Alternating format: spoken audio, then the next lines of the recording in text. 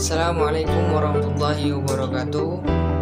Perkenalkan, nama saya Abdurrahman Alhas, NIM 2105020032. Baiklah, di sini saya akan membahas tentang teori organisasi publik, dosen pengampu Ibu Nur Ilmiah Rifai. Langsung saja kita masuk ke materinya. Pengertian organisasi. Secara filosofis, terdapat 3 pendapat tentang pengertian organisasi, yaitu yang pertama adalah sistem di mana manusia saling tergantung atau terkait satu sama lain dan membentuk jejaring yang saling memberikan kemanfaatan satu dengan yang lain. Yang kedua, organisasi adalah kerangka kerja bagi manajemen dalam bekerja. Artinya, organisasi merupakan wadah, lembaga, atau kelompok fungsional ketika proses manajemen berlangsung. Organisasi semacam peta jalan atau road map bagi manajemen dan anggotanya untuk mencapai tujuan.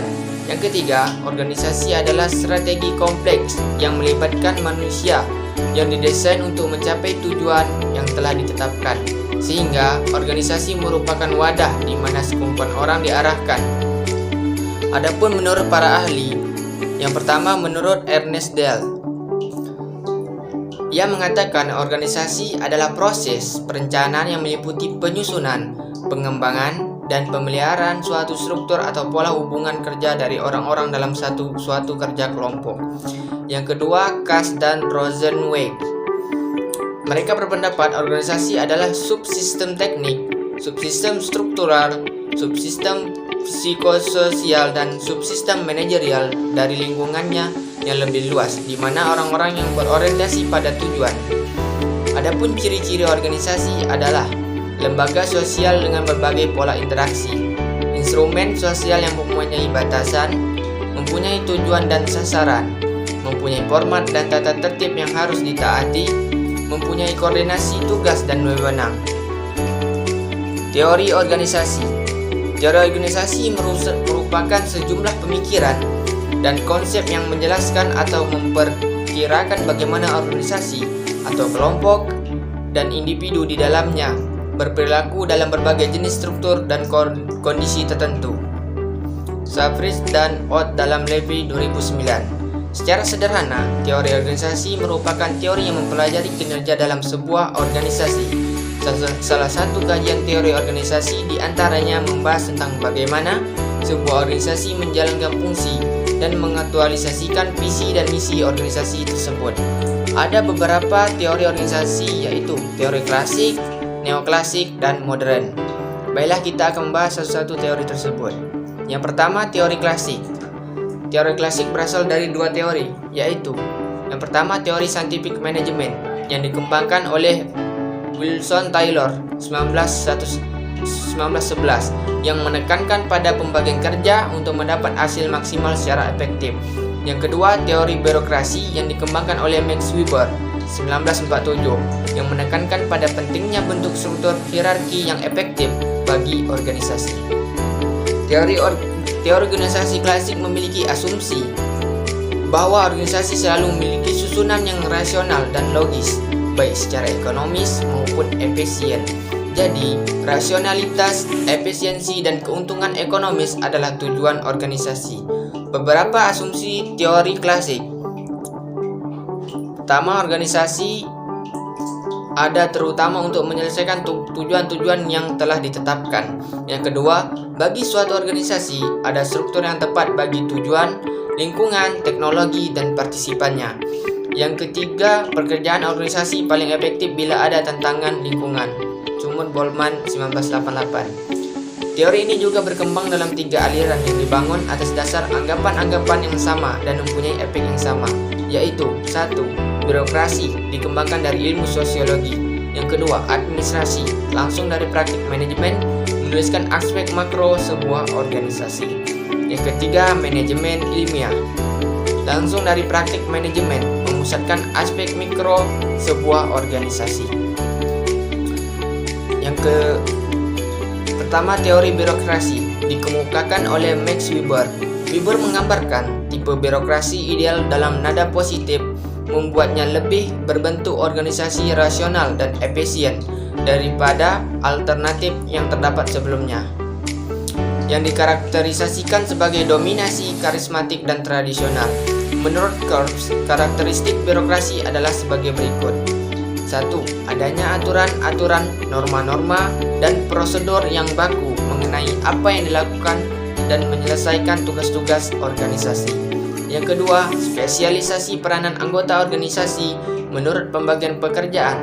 Yang ketiga, hierarki otoritas organisasi secara formal. Yang kedua, teori administratif.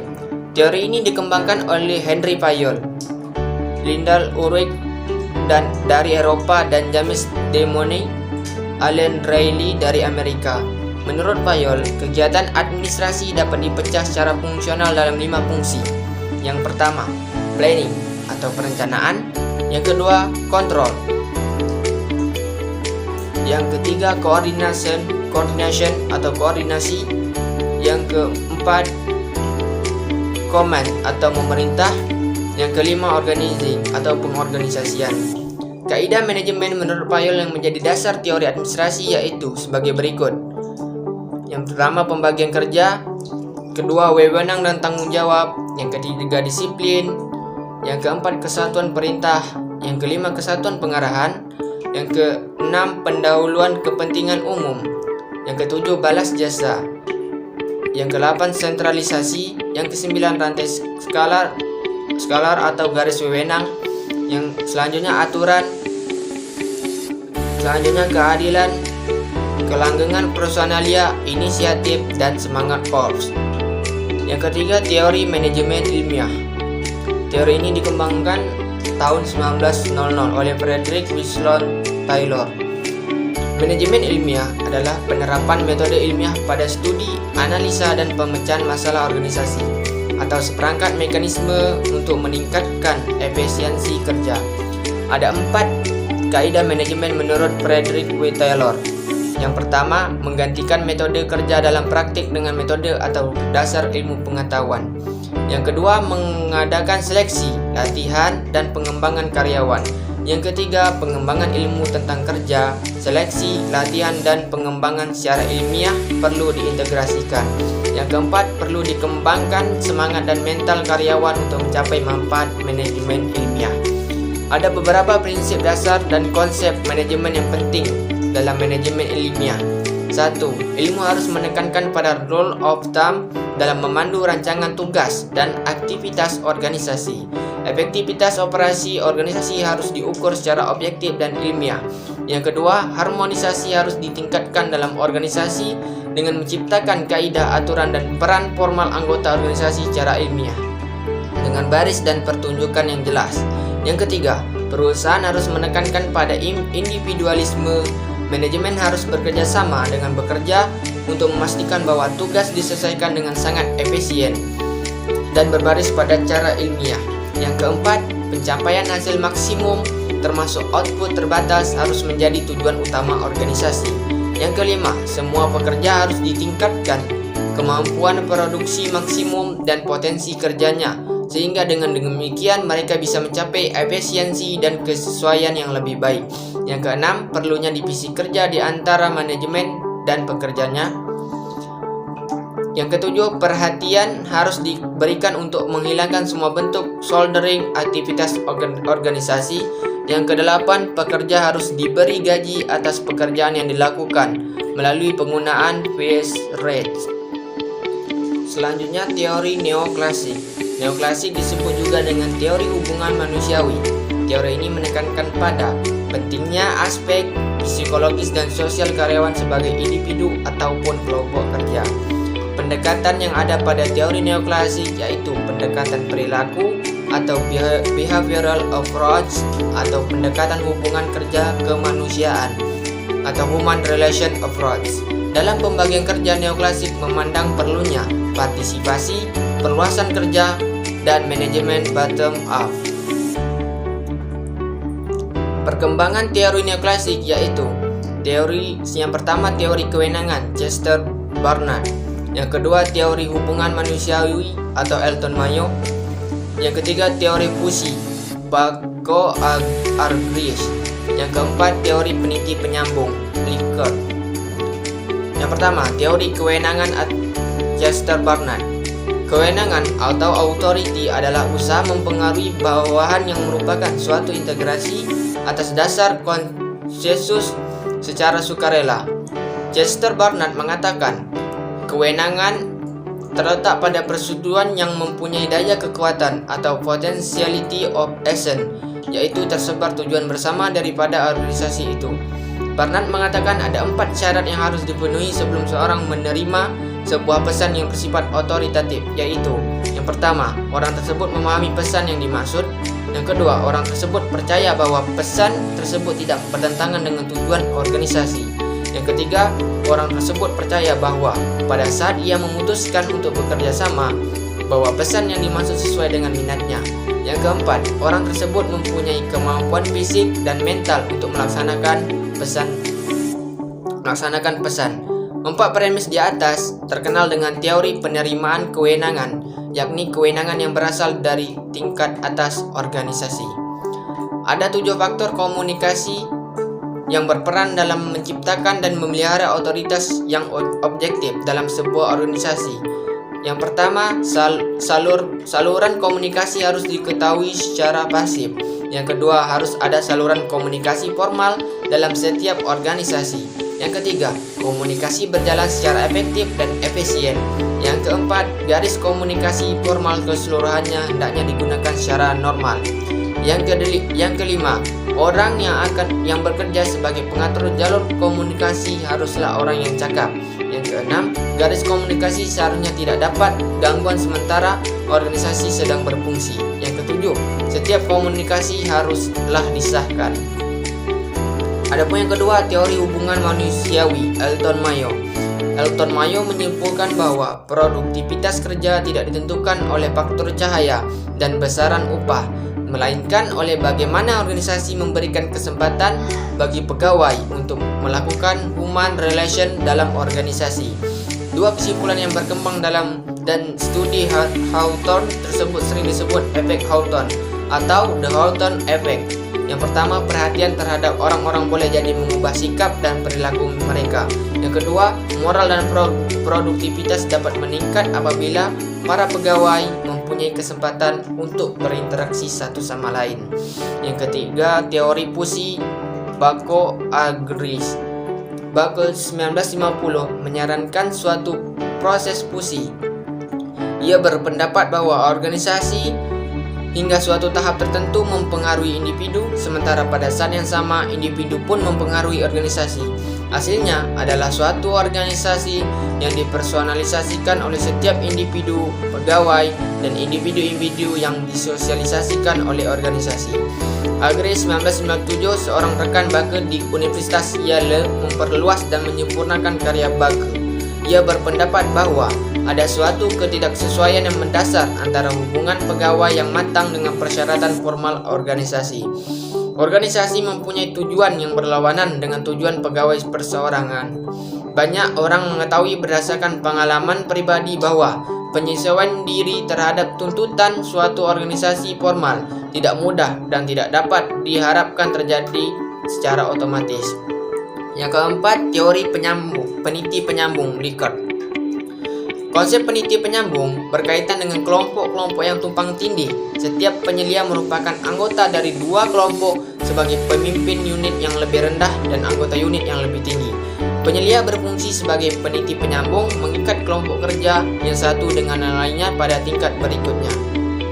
Struktur peniti penyambung mengatakan orientasi ke atas daripada orientasi ke bawah. Komunikasi, pengawasan, dan pencapaian tujuan diarahkan ke atas dalam organisasi. Konsep peniti penyambung berkaitan dengan kelompok-kelompok yang tumpang tindih. Yang ketiga, teori modern. Aliran modern lebih mengarah pada pendekatan kontingensi. Aliran ini menekankan bahwa organisasi harus bersifat terbuka atau berhubungan dengan lingkungan. Teori organisasi modern merupakan teori yang mendekati masalah sebagai suatu sistem keseluruhan, memperhatikan berbagai variabel, dan memahami adanya proses dinamis. Organisasi yang efektif adalah jika struktur organisasi mampu menyesuaikan dengan karakteristik lingkungannya. Organisasi harus memiliki tingkat adaptabilitas yang tinggi. Tokoh-tokoh dalam aliran modern. 1. Joan Woodward, pengaruh teknologi terhadap organisasi. Woodward melakukan studi tentang pengaruh teknologi terhadap organisasi. Hasil kajiannya menunjukkan kebanyakan struktur organisasi berhubungan dengan teknik-teknik pembuatan atau manufacturing yang dipergunakan dalam organisasi yang bersangkutan. Menurut Woodward, perbedaan teknologi akan menyebabkan perbedaan tuntutan terhadap keahlian manusia yang berbeda dan akhirnya juga menuntut perbedaan dalam struktur organisasinya. Yang kedua, James D. Thomson. Ide-ide Thomson tentang hubungan teknologi, lingkungan, dan struktur tidak hanya terbatas pada organisasi bisnis, tetapi juga di luar bisnis. Menurutnya, ada kesamaan antara organisasi bisnis dan non-bisnis dalam menanggapi pengaruh lingkungan dan teknologi terhadap struktur. Organisasi-organisasi yang memiliki pengalaman dan problem-problem yang sama dalam berhubungan dengan lingkungan dan struktur akan memiliki perilaku yang hampir sama. Yang ketiga, J. Lorsch dan Paul R. Lawrence. Konsep-konsep yang dikemukakan oleh Lorsch dan Lawrence pada dasarnya adalah konsep tentang diferensiasi dan integrasi. Konsep diferensiasi mengacu pada adanya keanekaragaman jenis tugas dan pekerjaan, sedangkan konsep integrasi adalah sama dengan konsep koordinasi, yaitu agar tugas-tugas yang beraneka ragam dalam organisasi dapat terkoordinir dengan baik, maka harus ada koordinasi yang baik terhadap tugas-tugas tersebut. Yang keempat, kelompok Ashton dengan besaran organisasi. Kelompok ini mendukung besaran atau size organisasi sebagai faktor penting yang mempengaruhi struktur. Organisasi besar telah terbukti mempunyai banyak kesamaan komponen struktural. Demikian juga dengan organisasi kecil. Yang paling penting adalah bukti menunjukkan bahwa beberapa hal dari komponen tersebut mengikuti sebuah pola tertentu pada saat organisasi berkembang dalam besarannya. Bukti tersebut berguna bagi para manajer untuk membantu mereka membuat keputusan desain organisasi bersama dengan pertumbuhnya organisasi. Ciri-ciri teori modern. Yang pertama, analisis sistem organisasi. Yang kedua, mempertimbangkan semua elemen organisasi. Yang ketiga, memandang organisasi sebagai suatu sistem. Yang keempat, penyesuaian diri agar organisasi dapat bertahan lama. Yang terakhir, multidisiplin.